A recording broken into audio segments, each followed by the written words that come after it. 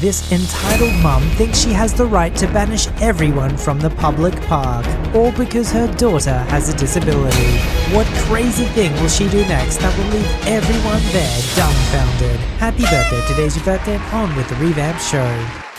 I can't remember how old I was, but it was between 7 and 9. We had gone on a school trip to this camping resort. We'd slept in tents, then we could go to the big playground. That was public and open to any guests on the site, as well as a pool with the same rules and some stores. Me and some other classmates would hang out at the playground because they had swings, climbing towers, and a bouncy castle. Just less castle, more a bouncy platform. Still fun though. There were other kids, but we didn't pay them much mind. If they came over and asked to play, we always said, sure. Now one kid shows up who is our entitled kid. She has a genetic disorder, that is the correct term I checked, called Down syndrome. This is important for what happens next. EK would continuously harass me, my classmates, and those who were playing with us. We were at the climbing tower and she came up demanding we'd leave because it was hers. At first we said it was a public playground, but she began throwing some of the outdoor toys at us. We decided fine, we'll go somewhere else and play, until she'd get bored and leave. We went to the bouncing platform, and she once again came up and same thing. This went on for a while. Apparently what she meant to say was we had to leave the playground, not just what we wanted to play on. Even when we split up to do different things, she'd just come after us one at a time. She went away for a little bit and we thought she got bored and went back to wherever she was camping. Eventually we were called to dinner. We were making burgers. And after that we were allowed to do whatever until bedtime, but could only visit the pool if escorted by an adult. It was safe not to supervise us all the time because the place had security. I and some others went back to the playground and we ran around doing the usual. Now guess who showed up? Entitled kid. And I've delayed enough, so here she is. The entitled mother. Seemed to be in her mid-20s, blonde, curly hair, dressed, kinda skimpy if I remember correctly, and extremely heavy makeup. She had a boyfriend who'd I'd mistake for a junkie or alcoholic in present day. Right before the final confrontation, EK ran over to us again and demanded we leave. One had told the teacher who lectured him not to give into a bully's demands, and she kept it up to get security. He told her it was a public playground, and when that didn't register, he shouted at her to go away. The mum's ignoring us and drinking with her boyfriend. I'm assuming she believed her baby could handle us just fine. EK got mad and began screaming at us to leave her playground. We said no again, so she ran up and shoved me. I got mad and shoved her back, and that's when EM finally decided we had to be dealt with. How dare you bully my daughter? We weren't bullying her. She just asked nicely to play with you and you keep ignoring her. She keeps telling us to leave the playground. She's the one bullying us. How dare you? My little sweetie is disabled. Why can't you show some respect and just leave? Yes, she went from, she's just asking you to play with her, to, she's telling you to leave, so why don't you? This is a public park. We're allowed to be here. Our teacher told him to say this if we got harassed again, I think. Well, I don't feel comfortable with you kids here with my daughter, especially after she, me, attacked her for no reason. Not proud of it, but I was kind of just hiding behind all of them. I didn't know at the time, but I was diagnosed with Asperger's syndrome, mild form of autism, at age 4, and I get frightened when people yell at me. She shoved her first. At this point, entitled mother has enough, and she and her boyfriend decide to remove us by force. Yes, that freaking happened. She managed to grab 2 kids, including the one driving the conversation, before someone walked up to us and asked what the heck was going on. She claimed she was just disciplining her kids, I assume as to not look like a potential kidnapper. Didn't entirely work though, because the person walking up was our teacher, and he was ticked. He began to berate her, and her boyfriend, who was still trying to grab me,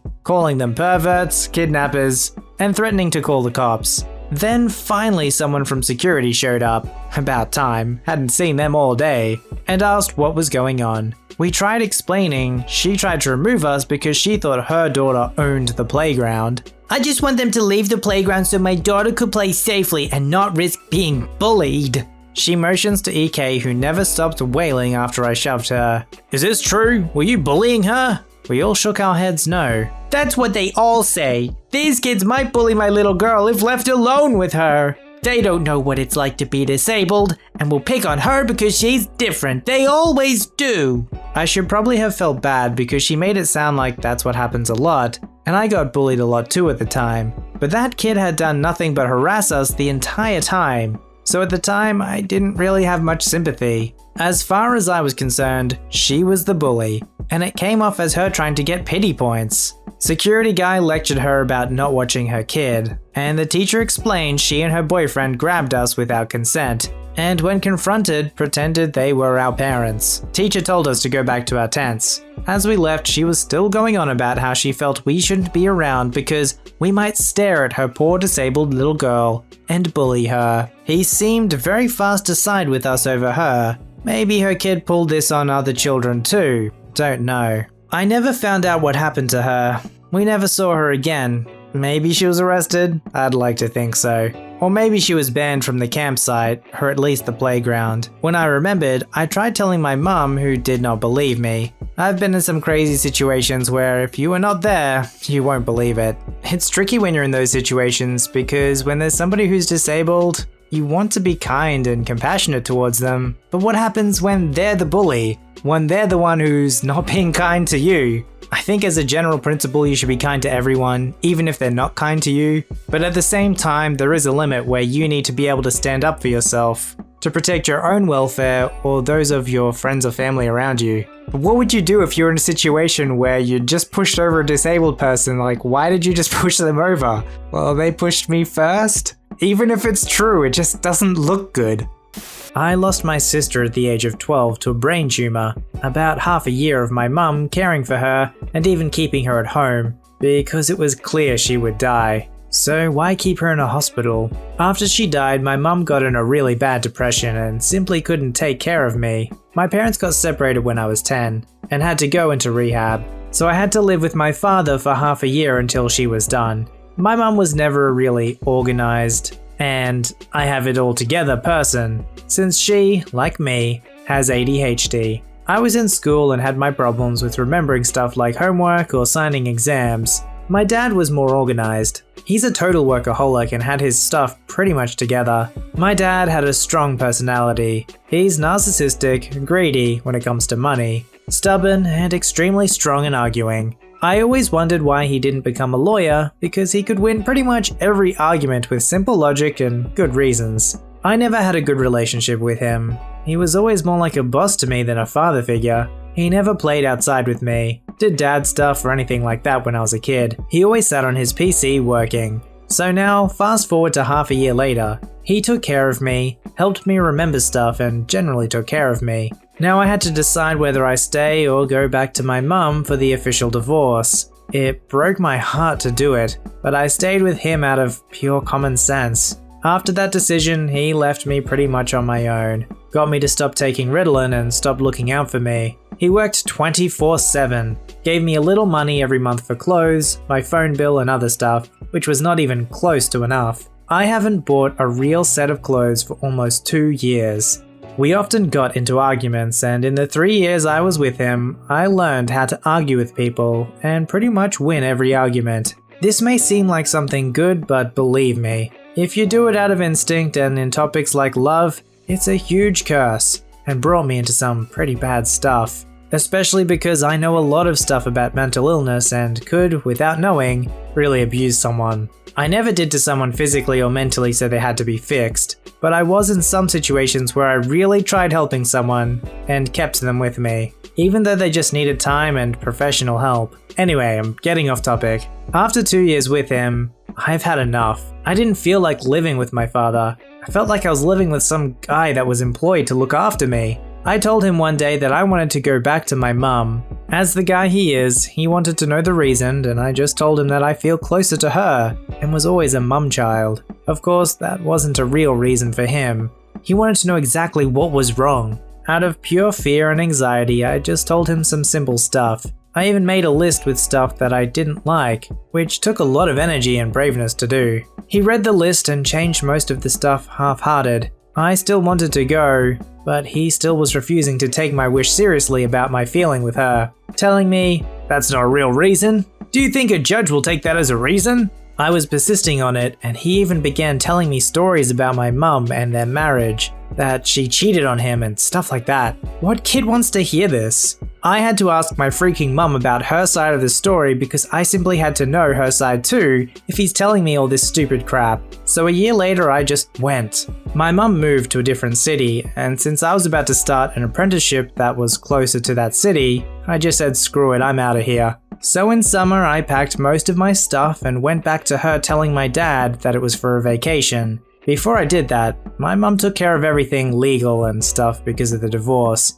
I got to a judge which listened to me for an hour and noted everything I said and every reason I told him for going back to her. She talked to her lawyer, etc., so everything was taken care of. Back to where I went to her. My dad had a girlfriend for about 2 years, which I really liked and trusted, so I told her that I'm not coming back. Well, she instantly betrayed me, which was not really a good way to leave from there. I'm back with her, I'm happy, and now comes the actual entitled parent part. The whole divorce and law thing started, and so we got 2 letters. The first one was from the judge that summed up what I told him and listed all the reasons why it's totally understandable that I'm going back to her. The list had about 20 points, so everything was fine at that side. The second letter was from my dad's lawyer. In a nutshell, the letter had about 3 pages of stuff written about the child support money and this whole thing. A page about some legal crap, and at the far end was a point where it said, OP's change of custody. Below were about 3 sentences that basically said that I had no clear reason to leave him, and I was just in a mood. So I had a list from the judge with about a page full of reasons from me that were enough for me to leave him.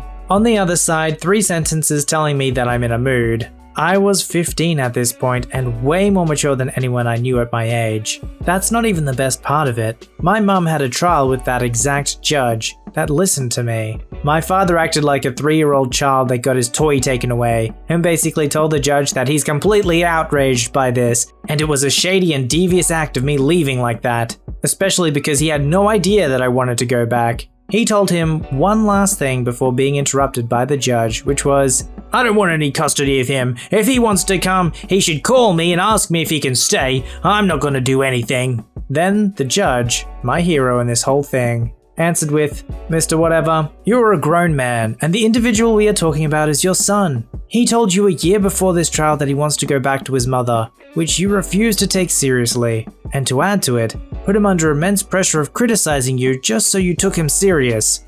You've already lost a child. You sure you want to lose a second one? My mum on the other side dropped her jaw. I wasn't there to see it, but I wanted to see his face so badly after he just got that punch in his face. He contacted me a few months after this and we got back together. I have a healthy relationship with him, basically because he has no control over me anymore, and I can tell him anything with having no real backlash, except for him maybe crapping on my mum. He's still convinced that she's a complete mess and isn't good for me, and her just telling him to get lost in a mannered way. I have a little add-on to this. I'm currently 18 years old, so this whole thing ended about 2 years ago.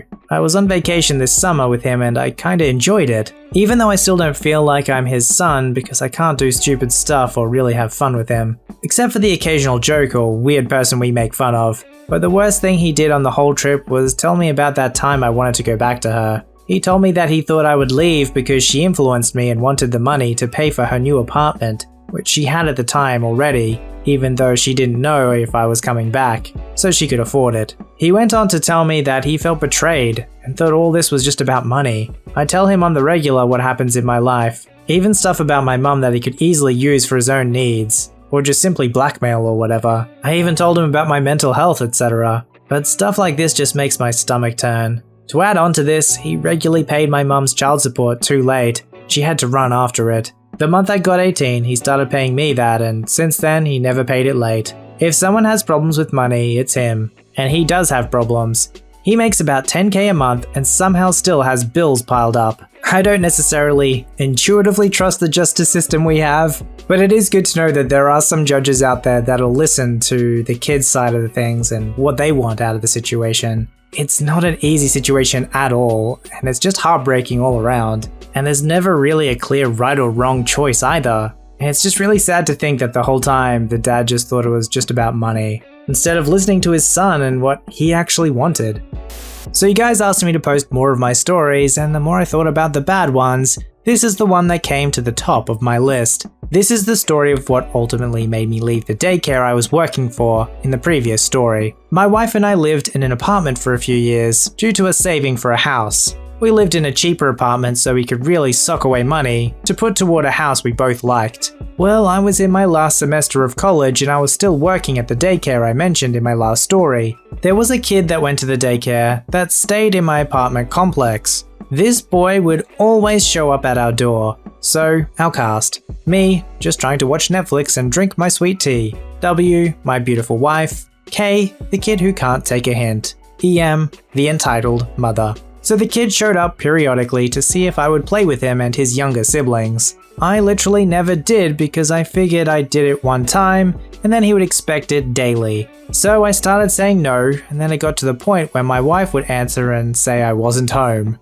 He found out which car was mine, so he stayed away until he saw me walking my new dog, at the time. One day, he asked if he can pet it and I said yes. Then the unwanted visitations escalated. "Hey mister, let me see your puppy!" "Hey buddy, I've had a long day, I gotta go. Maybe some other time." Well, that worked for a while until one Saturday in particular, he comes knocking at my door. I go to answer it, and my dog was in the bedroom with my wife, and they were napping. He asked if he could see the dog and I said no, and that everyone but me was sleeping. This boy rolled his eyes and said, "No, I'm tired of not being able to see your dog." He ran into my apartment and straight for the bedroom. He wakes my wife up screaming, saying, "Where's the dog?" I was in shock. This boy had really run up in my apartment. So my wife is trying to cover herself with a blanket, my dog is losing his mind, and the kid is trying to pet the dog. Well, my dog snapped at him. The kid took his shoe off and then threw it at my dog. So at this point I'm realizing what is happening. So I walk over to the kid and pick him up like a baby in a cradle and walk him to the patio. I told him this wasn't okay and that he needs to stay away from my apartment. Well, cue his mum stomping up the stairs. "Oh hell no," is the only thing I hear before this woman comes up and gets directly in my face. She lets me explain nothing. Just keeps screaming how I will not talk to her kid like that, and she's going to tell the daycare and get me fired. When I finally get a chance to talk and explain what happened, this woman looked me dead in the eye and said, "Why didn't you just let him see the dog? This is so stupid." She then opens my apartment door and yells for my wife to bring out the stupid dog. Her son ran back in, and this time my wife was ready and she picked him up and put him on the porch. I told her to lock the door, and I stood out on the patio, getting chewed out. My wife then called the police because it was getting out of hand. While I was trying to get this lady off my patio and take her child with her, the cops showed up. "He wouldn't let my kid see his dog. He had to do something to see the dog, so he ran in." I told the officer I didn't want to press charges because it really didn't make sense to mess up a kid like that because he was being dumb. He was probably 8 if I remember correctly, and that was too much. Well, the mum called the daycare right after and pitched a fit, and I got called into a meeting with her and the kid. The mum fabricated this whole story how I said I was going to show him my dog and that I was breaking the promise, and the kid got upset. When I got asked about my side, I just looked at the kid. "Did I ever promise you that?" "No." The mum got so mad at the kid. She then claimed she had emotional trauma from the situation and asked for a free month of tuition. She didn't get it. After that day, I told my boss that I'm putting in my 2 weeks notice, and he would need to start training my assistant manager to take over. Maybe it sounds dumb, but I find the idea of a small child just running into your house a little bit terrifying. I think I'd have the same reaction. I'd just be in shock. It's like, well, what do I do? It's like, I don't want to physically remove this kid, but at the same time, he's not just gonna leave. Then how do you explain to the mom? Like, of course the mom's gonna freak out. She's gonna be like, what's going on? The problem is she didn't let the guy explain and she just believed the kid straight away. It's just not the kind of situation you want to be in. Not only should he have resigned, he should have moved far away. Just get the house now. Submit your story to be read on the channel at voiceyherestories@gmail.com and join our Voicey veteran community at r/VoiceyHere. Don't forget to like, subscribe, and hit that bell to never miss an episode. Alright, Voicey veterans, I'll see you in the next one.